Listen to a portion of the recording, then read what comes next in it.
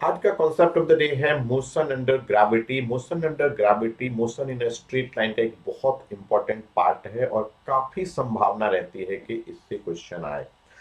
तो आइए आज स्टार्ट करते हैं मोशन अंडर ग्रेविटी का कॉन्सेप्ट। सो बेटा, इसमें ज्यादातर लोगों को साइन कन्वेंशन में प्रॉब्लम आती है। तो पहले तो मोशन अंडर ग्रेविटी, जब भी हम किसी भी पार्टिकल को near to earth surface throw करते हैं, यानी हम अर्थ के आसपास 100 मीटर, 200 मीटर, 500 मीटर तक के डिस्टेंस में, तब हमारा acceleration due to gravity g constant होता है। और acceleration due to gravity g constant होने की वजह से हम तीनों इक्वेशन ऑफ मोशन यहां पर अप्लाई कर सकते हैं। अब समस्या क्या आती है? Sign convention. तो बेटा, उस समस्या का समाधान यह है कि आप साइन कन्वेंशन को दिमाग से हटा दीजिए। एक सिंपल कॉन्सेप्ट ध्यान रखिए, जब भी किसी पार्टिकल को हम ऊपर थ्रो करेंगे, जब भी किसी पार्टिकल को हम ऊपर थ्रो करेंगे, जब हम ऊपर थ्रो करेंगे तो ग्रेविटी नीचे लगेगा, तभी हम साइन कन्वेंशन लेंगे। यू को हम पॉजिटिव लेंगे, जी को हम नेगेटिव लेंगे। इसके अलावा बाकी सभी केसेस में हम साइन कन्वेंशन लेंगे ही नहीं। जैसे अगर किसी पार्टिकल को ड्रॉप किया है किसी हाइट से, किसी पार्टिकल को थ्रो किया है नीचे, तो फिर आपको साइन कन्वेंशन लेने की जरूरत नहीं है। आप सिंपल इक्वेशन पुट करके आंसर ला सकते हैं। जैसे मैं एक एग्जांपल के लिए बताऊं, सेम ले रहा हूं कि इस लड़के ने इस पार्टिकल को ऊपर थ्रो किया। अब ऊपर थ्रो किया तो जैसे ही इसने ऊपर थ्रो किया, हमेशा साइन कन्वेंशन इनिशियल पॉइंट के रिस्पेक्ट में देखा जाता है। बाद में बच्चे कहेंगे कि सर ये तो नीचे आ गया तो जी तो पॉजिटिव हो गया। बाद में नहीं, स्टार्टिंग पॉइंट में हमें क्या देखना है? अ particle is thrown vertically upward, इसको हमने थ्रो किया है, तो यहां पे यू क्या लेंगे? हम पॉजिटिव लेंगे। ए क्या लेंगे? नेगेटिव लेंगे। लेकिन बेटा एक चीज और ध्यान रखना है, जैसे मुझे डिस्प्लेसमेंट की बात करूंगा तो क्या होगा? फाइनल डिस्प्लेसमेंट कितनी होगी? वो भी हमारी नेगेटिव होगी। इसको ध्यान रखिएगा कि मैंने क्या समझाया। हम sign convention with reference to जहां से थ्रो किया है वहां से ले रहे हैं। तो वहां से जब आप ले रहे हैं तो डिस्प्लेसमेंट हमारी ये हो गई, और डिस्प्लेसमेंट एक वेक्टर क्वांटिटी है, उसकी भी डायरेक्शन माइनस एच हो गई। अब इसकी इक्वेशन क्या हो गई? v equal to u plus g t, minus g t, क्योंकि साइन कन्वेंशन तो लेना है। So v equal to u minus g t, ये मेरी इक्वेशन हो गई। दूसरी इक्वेशन बड़ा important, minus h equal to u t minus half g t square. और तीसरी equation v square minus u square equal to minus two g minus h. तो ये इनके तीन इक्वेशन ऑफ मोशन हो गई। आप समझिए, अगर हम किसी पार्टिकल को वर्टिकली अपवर्ड थ्रो कर रहे हैं तब कैसे लेना है। अब मान लीजिए सेम पार्टिकल को इसने डाउनवर्ड थ्रो किया है, तो क्या करना है? अब साइन कन्वेंशन के बारे में सोचना ही नहीं है। ठीक है, यहां पे हम u भी पॉजिटिव ले लेंगे, ए भी पॉजिटिव ले लेंगे। एक्चुअली में है सब नेगेटिव। डाउनवर्ड का मतलब क्या है? u भी नेगेटिव, g भी नेगेटिव, डिस्प्लेसमेंट भी नेगेटिव। अब इक्वेशन में सारे टर्म नेगेटिव हो गए तो अपने आप पॉजिटिव हो जाएंगे। तो यहां पे इक्वेशन हम बनाएंगे v equal to u plus g t, s equal to u t plus half g t square. इसी तरीके से v square minus u square equal to two g h. यानी एक्चुअली में हो क्या रहा है? u भी नेगेटिव है, g भी नेगेटिव है, s भी नेगेटिव है। सारे टर्म नेगेटिव होने की वजह से वो सब इक्वेशन पॉजिटिव हो जा रही है। तो ये बात यहां तक अच्छे से समझ गए। बेटा इस पे क्वेश्चन आता है, ये वाले इक्वेशन को थोड़ा ध्यान रखिएगा। आपसे कहेगा, क्या कहेगा? कि एक टावर है, उसकी हाइट 20 मीटर है, उससे अपवर्ड हमने 10 मीटर पर सेकंड से एक बॉल को थ्रो किया, तो बताइए कितने टाइम बाद वो ग्राउंड पर पहुंचेगा। तो अलग अलग तरीके होते हैं, लेकिन आप डायरेक्टली एक इक्वेशन से क्वाड्रेटिक इक्वेशन बनेगी, उससे भी इसको सॉल्व कर सकते हैं।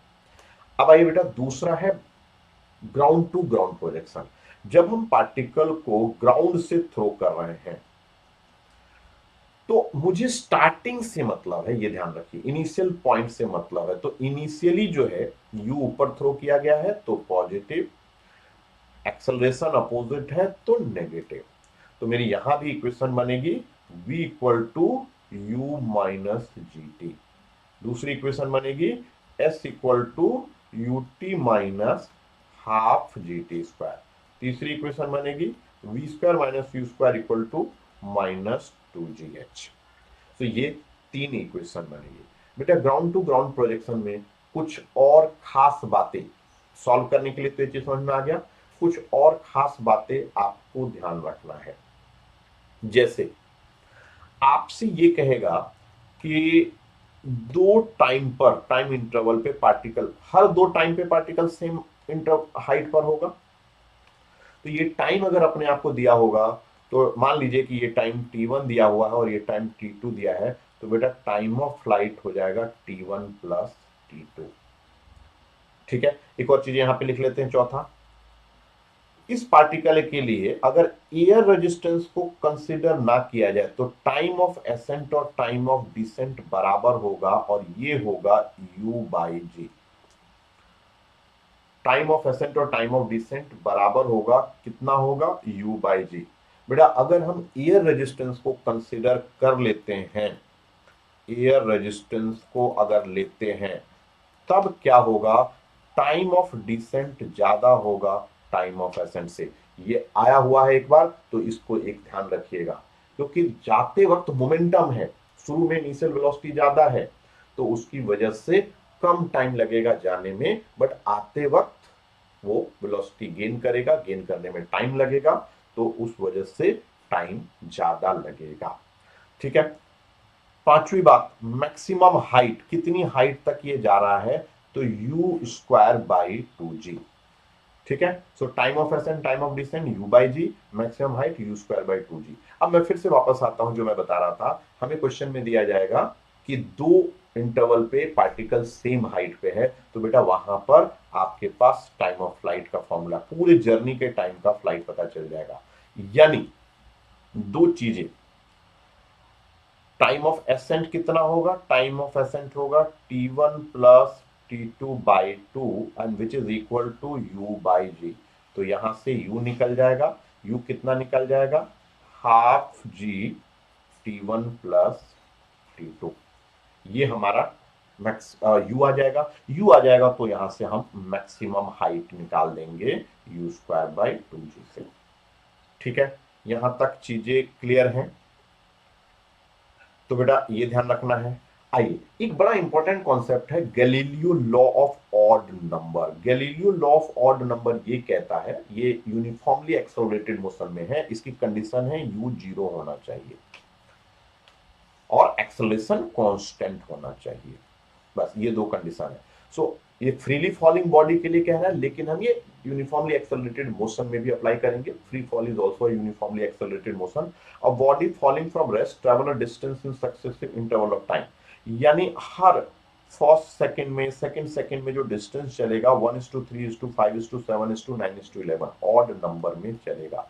इसका कई जगह पे यूज होता है, जैसे कि आपको देगा water drops are falling at regular interval. ठीक है, so Galileo law of odd number आप सब अच्छे से जानते हैं। आइए कुछ क्वेश्चन लेते हैं। A particle is thrown vertically up with initial velocity 60 metre per second, the distance covered by the particle in the first two, बहुत प्यारा क्वेश्चन है। देखिए जब हम किसी पार्टिकल को थ्रो करते हैं, तो इसने तो खैर सिंपल आपको दे दिया, the distance covered by the particle in first 2 second of descent. तो डिसेंट का फर्स्ट 2 सेकेंड ये हुआ, मान लेते हैं, तो ये तो बहुत आसान हो गया। लेकिन बेटा यही अगर आपसे एसेंट पूछता तो आप कंफ्यूज हो जाते कुछ बच्चे। तो यहां ध्यान रखिए, यहां पे कितनी है, u जीरो है। u जीरो होने की वजह से फर्स्ट 2 सेकेंड में कितना डिस्टेंस कवर करेगा, u zero half g t square. यानी फर्स्ट 2 सेकेंड में कितना डिस्टेंस कवर करेगा, हाफ जी इंटू टू का स्क्वायर, यानी एक तरफ से 2g, यानी 2 इंटू 9.8, 19.6 मीटर कवर करेगा। याद रखिएगा बेटा, फर्स्ट 2 सेकेंड कहे, 2 सेकेंड ऑफ डिसेंट कहे या एसेंट कहे, आंसर सेम होगा। याद करिएगा, आया हुआ क्वेश्चन है ये। अगर आपसे बोले कि calculate the distance travel by the particle in last second of ascent, तो लास्ट सेकंड ऑफ एसेंट में कितना हो जाएगा, हाफ जी इंटू वन का square. Last 2 second of ascent कहे तो हाफ जी इंटू 2 का स्क्वायर। इसी तरीके से फर्स्ट सेकेंड ऑफ डिसेंट कहे तो हाफ जी इंटू 1 का स्क्वायर। इसी तरीके से फर्स्ट 2 सेकेंड ऑफ डिसेंट कहे तो हाफ जी इंटू 2 का स्क्वायर। आइए एक और क्वेश्चन लेते हैं। When a particle is drop, ये भी आया हुआ क्वेश्चन है। When a particle is drop from the top of a tower, it cover 9/25 height of the tower in its last segment. बेटा इस तरह के क्वेश्चन को समझना है कि हमसे क्या कह रहा है कि एक पार्टिकल है, वो अपनी टोटल हाइट का 9/25 हाइट कवर कर रहा है। कब? अपनी आखिरी सेकेंड ऑफ मोशन से। अब आखिरी 1 सेकेंड में मान के चलता हूं ये है, इसमें कवर कर रहा है 9/25h। बेटा इस तरह के क्वेश्चनों को हमेशा वहां से स्टार्ट करना जहां का यू आपको पता है। आपको यू कहां का पता है? यहां का पता है। तो एक बनानी है इक्वेशन आपको यहां से यहां तक का, पूरी जर्नी का बनाना है। तो पूरी जर्नी की हाइट कितनी है? एच ले लेते हैं। तो एक इक्वेशन बनेगी half g into T square. लेकिन दूसरी जो इक्वेशन बनानी है हमको, वो यहां से यहां का बनाना है। इसलिए यहां से यहां तक का बनाना है क्योंकि मुझे u पता है। अगर मैं यहां से यहां तक का बनाऊंगा तो यहां का u नहीं पता है मुझे। तो अब क्या होगा? अब ये वाली हाइट कितनी हो जाएगी? h minus 9/25h। तो ये हो गया h माइनस 9/25h। ये कितना हो जाएगा? 25h minus 9, 16/25h। अब इसको समय कितना लगा इतने को? इसको लगेगा 1 सेकेंड कम। अगर पूरे जर्नी का टाइम हमने टी ले लिया तो इस पार्ट को 1 सेकेंड कम लगेगा, टी माइनस 1 का स्क्वायर। तो बेटा अब मेरे पास दो इक्वेशन हो गई, h equal to half g t square, और दूसरी इक्वेशन हो गई 16h/25 equal to half g t minus 1 का स्क्वायर। डिवाइड कर दीजिए, हाफ जी से हाफ जी, एच से एच कवर कर दीजिए। तो ये हो गया आपके पास 25/16, उधर हो गया टी अपॉन टी माइनस 1 का होल स्क्वायर। यहां से टाइम निकाल लीजिए। टाइम कितना आ जाएगा? दोनों साइड रूट ले लीजिए, क्वाड्रेटिक में मत जाइए। तो 5/4 T upon T minus 1 solve किया तो 5t - 5 इक्वल टू 4t। तो एक तरह से t मेरा 5 सेकेंड आ गया। और जैसे ही t पता चल गया तो हाइट हमारी टोटल हाइट हो जाएगी half g t square. So half g को ले लेता हूं 10 और t को ले रहा हूं 5 का स्क्वायर, यानी 125 मीटर इसका आंसर हो गया। तो बेटा इस तरह का क्वेश्चन कई बार आया हुआ है, तो प्लीज इसको आप एक बार देख लेंगे। आई बेटा एक और क्वेश्चन जो पास्ट में आया हुआ है उसको देख लेते हैं। The water drop fall at regular interval from a tap 5 metre above the ground. बेटा इसको समझना है हमें, ठीक है। सो क्वेश्चन है हमारे पास, the water drop fall at regular interval. तो इस तरह का क्वेश्चन अक्सर आया हुआ है, तो इसको एक बार रिवाइज करते हैं। तो 5 मीटर की हाइट से वाटर ड्रॉप फॉल कर रहा है रेगुलर इंटरवल पे। इसको करने का बड़ा शॉर्टकट तरीका है, गैलीलियो लॉ से हम बहुत आसानी से कर लेंगे। ये कहता है the third drop is leaving the tap at the instant the first touch is the ground. तो जब पहला ड्रॉप है वो ग्राउंड को टच कर रहा है, तो तीसरा ड्रॉप लीव कर रहा है। इसका मतलब पहले और तीसरे के बीच में क्या नंबर बचा? 2, यानी दूसरा कहीं यहां होगा। ऐसे बना लीजिए। अब बेटा जी करना क्या है कि भाई इसकी इसके बीच में टाइम गैप कितना है? टी। इसके इसके बीच में टाइम गैप कितना है? टी। अब गैलीलियो लॉ क्या कहता है कि हर सब्सिक्वेंट टाइम इंटरवल अगर सेम है तो जो डिस्टेंस का रेशो होगा वो कितना होगा? 1:3 होगा। तो अगर ये डिस्टेंस x है तो ये डिस्टेंस 3x हो गया। तो टोटल डिस्टेंस कितना हो गया? x प्लस 3x किसके बराबर? 5। तो 3x plus x 4x equal to 5। तो x की वैल्यू पता चल गई 5/4 मीटर। हमसे क्या कह रहा है? How far above the ground is the second drop at that instant. Second drop ground से कितनी डिस्टेंस पर है?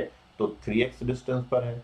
सो 3x/4, तो 15/4 4 मीटर इसका आंसर हो गया। तो बेटा देखिए गैलीलियो लॉ से कितना आसान हो गया, ये क्वेश्चन सेकंडों में आप कर सकते हैं। तो बेटा आज हमने लिया कॉन्सेप्ट ऑफ द डे में मोशन अंडर ग्रेविटी, उसको जल्दी से जल्दी रिवाइज करने की कोशिश की। मेरा कोशिश यही है बेटा, स्क्रीन टाइम को रिड्यूस करिए। आप ये नहीं कि घंटों घंटे आप देख रहे हैं, कोई फायदा नहीं होना है।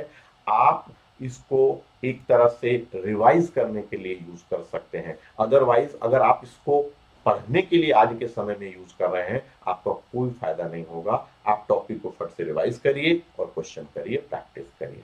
ठीक है बेटा, तो आज इस वीडियो को यहीं पे समाप्त करते हैं। मिलते हैं कुछ और नए कॉन्सेप्ट ऑफ द डे में। Thank you.